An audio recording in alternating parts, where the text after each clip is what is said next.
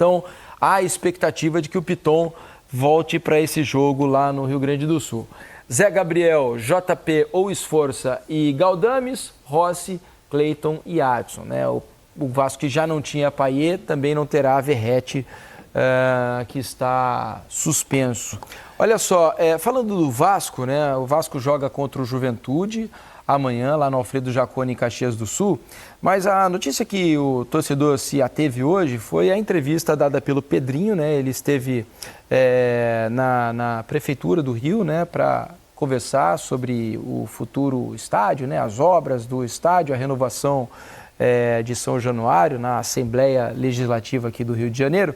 E o Pedrinho deu uma entrevista, confirmou uma dívida existente com o Payet já desde 2023, negociações do Vasco atrasadas e tudo mais. A gente vai falar um pouco sobre isso, porque ele fala que a SAF do Vasco já estava falida e, por isso, houve essa movimentação para, na Justiça, retomar o poder no clube. E outra, Mansur, Jéssica e amigos do Troca de Passes. Ele disse que foi feito um trabalho antes, né, de tomar essa atitude e entrar na Justiça, para que houvesse a garantia de recursos financeiros para que ele conseguisse, com esses recursos, pagar a folha de salários do Vasco, né, toda a folha de salários até o final do ano.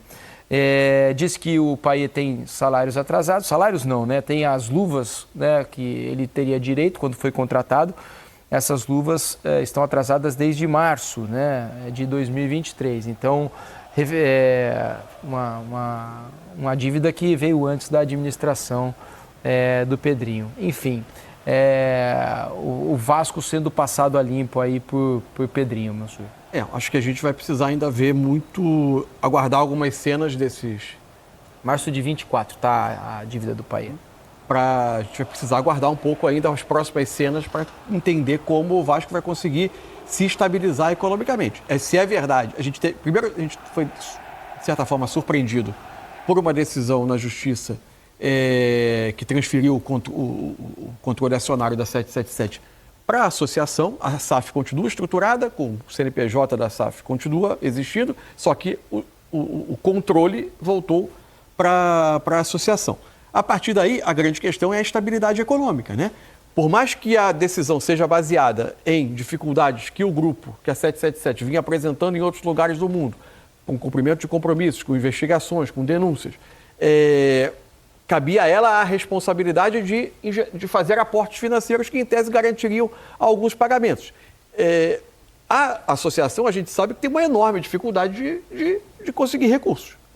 Entender como o Pedrinho fala na entrevista que existe um projeto financeiro sendo costurado para garantir os pagamentos. A gente não sabe de onde estão vindo esses recursos e como isso está sendo feito, porque gera uma insegurança grande. Ele garante a estabilidade no discurso, mas conhecendo a situação econômica que a associação enfrenta há alguns anos, é natural que a gente tema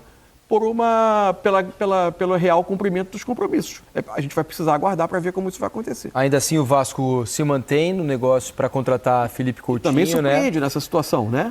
O Vasco, o Coutinho sempre se mostrou muito favorável a voltar ao Vasco, né? Um cara que é apaixonado pelo Vasco e tudo mais.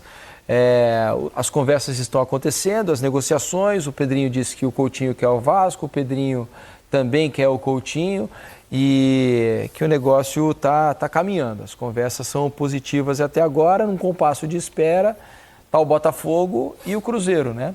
E também tem interesse no Felipe Coutinho. O Botafogo até diz que se o Vasco não se acertar com o Coutinho, como vai tentar, conversando com o staff do Coutinho, o staff deixou claro que ele quer o Vasco. Então, se o Vasco não conseguir chegar a um acordo com o Coutinho, o Botafogo aí sim entra para tentar contratar o jogador. Enquanto o Felipe Coutinho não vem, o Vasco tem de lidar com a realidade, né? E para esse jogo contra o Juventude, a gente vai mostrar as escalações para vocês, as prováveis, começando com o Juventude. Olha só, Juventude de Roger Machado, que deve ter a seguinte formação aí para enfrentar o Vasco, com Gabriel no gol, João Lucas, Danilo Boza, Rodrigo San ou Zé Marcos ali na zaga, há uma dúvida. e o Alan Ruschel na lateral esquerda, Kaique, Jadson e Nenê. No ataque, Lucas Barbosa, Marcelinho e Gilberto. Não é fácil vencer esse Juventude lá em Caxias do Sul, hein? Agora vamos mostrar a escalação do Vasco, a provável escalação do Álvaro Pacheco. Tá cheio de desfalques o Vasco também, ó.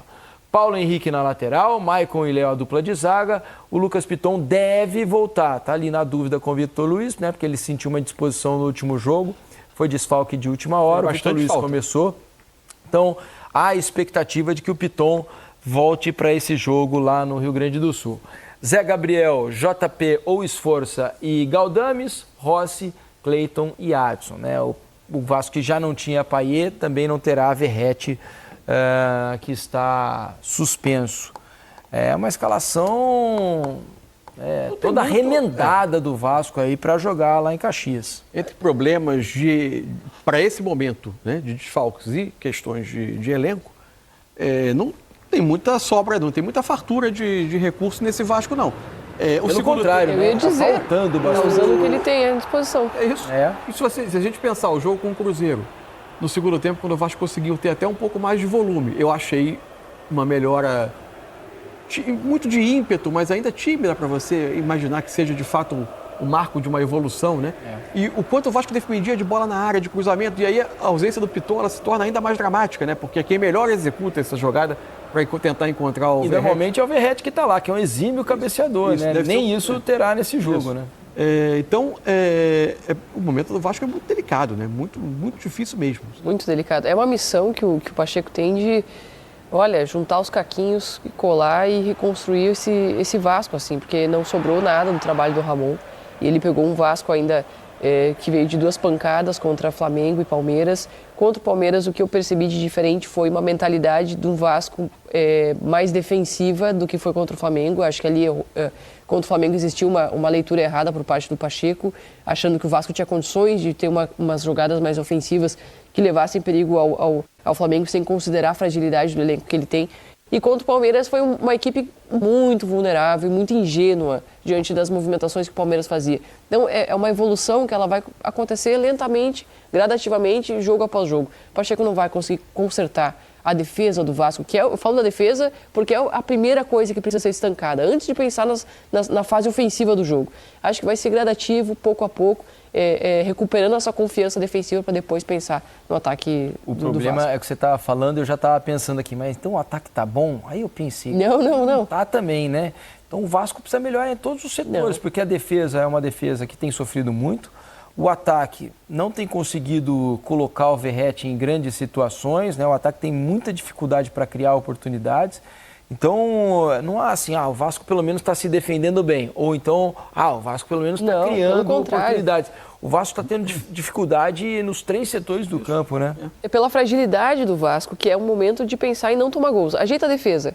Faz o Vasco ser seguro, depois começa a construir a fase ofensiva do jogo. Hoje o Vasco, na minha opinião, não tem condições de pensar nessa fase ofensiva, porque a defesa é muito frágil e ofensivamente também não tem jogadores capazes de reter a bola, de ter uma troca de passes. Se vier o Felipe Coutinho, se ele puder jogar ao lado do Payet, vai ser lá na frente, quando o Vasco estiver um pouco mais maduro. Eu acho esse encaixe dificílimo. Então. É dificílimo, mas aí tem os dois no time. Só ele com a presença dele e o Verratti, já é dificílimo você equilibrar o time sem bola. Então jogando mais ou menos na mesma posição, né? Além disso, mas aí tem os dois. O melhor uso do Payet do lado esquerdo para dentro. Mas o Vasco não tem condições de trazer um jogador como Coutinho para ser banco. Ou botar Payet no banco. Não pode se dar o luxo disso porque mal tem material humano para formar um time competitivo titular. Então quem vier tem que jogar. Mas eu acho que você equilibrar isso sem bola vai ser um enorme desafio. É trabalho pro Pacheco, se isso realmente acontecesse. Ainda mais com as fragilidades que o Vasco já mostra normalmente. Exato. Se essa contratação acontecer, né, do Felipe Coutinho, ele vai ter que se virar para colocá-los para jogar.